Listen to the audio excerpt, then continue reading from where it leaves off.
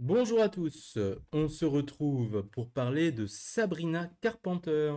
Peut-être que vous avez déjà vu la pochette très sexy de son nouvel album qui fait beaucoup parler. Alors, on va étudier ça tout de suite, toujours en apprenant le français. Sabrina Carpenter et l'esthétique hyper féminine. Entre glamour assumé et provocation maîtrisée. À 25 ans, Sabrina Carpenter s'impose comme l'une des figures les plus marquantes de la pop culture contemporaine. Mais au-delà de ses tubes, comme Espresso ou Feather, c'est son esthétique hyper féminine, à la fois rétro, sucrée et provocante, qui fascine autant qu'elle divise. Une esthétique codifiée entre pin-up et Polly Pocket, pour les plus vieux. Loin du minimalisme des années 2010, Carpenter revendique une féminité exacerbée, inspirée des années 50 et des icônes comme Brigitte Bardot, bien sûr, ou Marilyn Monroe. Sur scène, comme sur les tapis rouges, elle arbore des mini-robes cintrées, souvent en satin ou en dentelle, avec des détails comme des nœuds, des cœurs ou des volants. Des corsets et des nuisettes vintage portés comme tenue de scène, notamment lors de sa tournée Short and Sweet. Admirez l'accent anglais. Des accessoires signature, boucles d'oreilles en perles, sac en forme de cœur, lunettes, œil de chat et talons Mary Jane. Un maquillage de poupée, blush rose, lèvres glossy, cils XXL et franges parfaitement coiffées. Son style est souvent décrit comme un mélange entre Barbie rétro et pin-up postmoderne, avec une touche de satire. Je ne sais pas si vous êtes sensible à l'esthétique de Sabrina Carpenter ou fan de sa musique. Laissez-le moi savoir en commentaire. Une mise en scène maîtrisée. Lors de ses concerts, Carpenter pousse l'esthétique jusqu'au bout. Elle clôt chaque show avec Nonsense en improvisant des lignes suggestives adaptées à chaque ville. Everything is bigger here in Dallas. Elle danse dans des décors rose bonbon entourés de cœurs lumineux et de micro vintage. Elle joue avec les codes de la séduction, tout en gardant une posture ironique et consciente. À l'approche de la sortie de son nouvel album Man's Best Friend, prévu pour le 29 août prochain, Sabrina Carpenter ne fait pas que de la musique. Elle déclenche un débat culturel.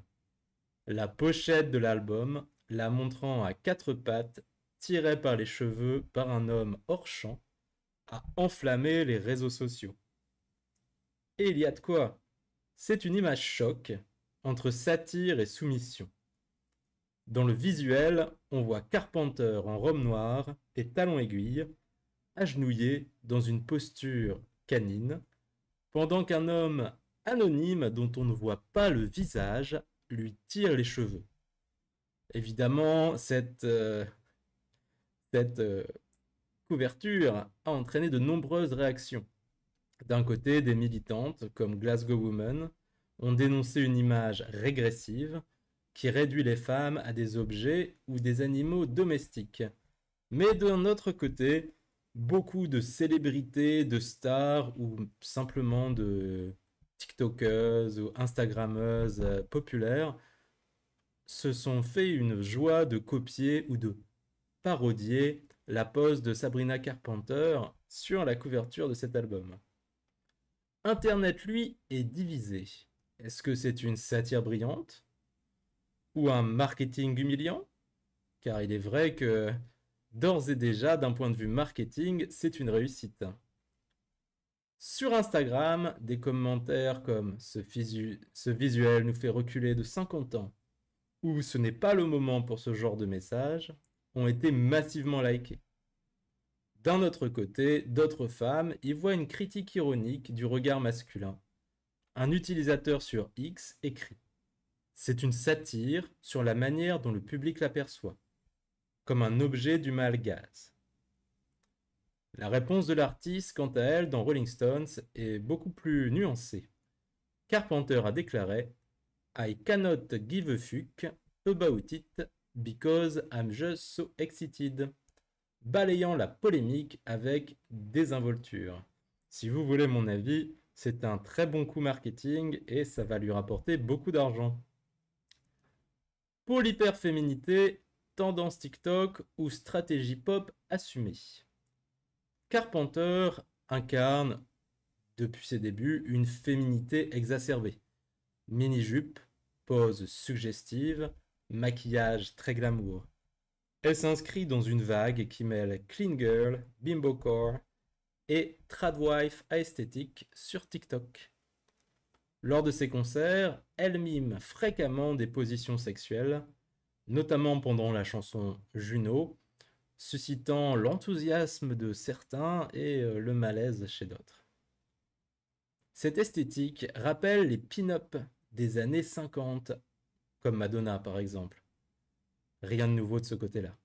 Mais aussi les controverses autour de Lana Del Rey ou Miley Cyrus plus récemment, accusées d'ambiguïté entre empowerment et soumission. Alors est-ce qu'il s'agit d'une provocation maîtrisée ou d'une satire mal comprise?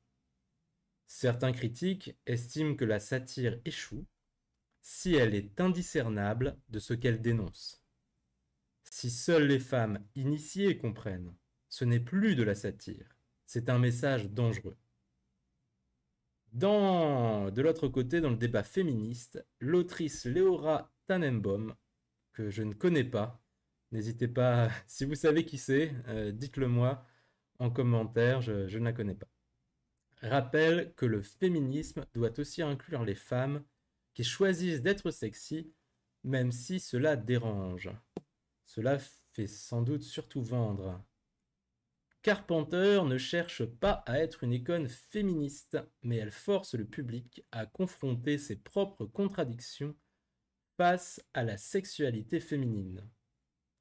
En conclusion, est-ce que Sabrina Carpenter est une icône générationnelle ou simplement un produit de l'algorithme des réseaux sociaux qui livrait a tendance à mettre en avant des contenus quasi pornographiques parfois? Sabrina Carpenter ne cherche pas à plaire à tout le monde. Elle joue avec les codes, les détourne, les exagère. Mais dans un climat où chaque image devient un manifeste, où on politise tout un petit peu trop, sa pochette d'album agit comme un test de Rorschach culturel.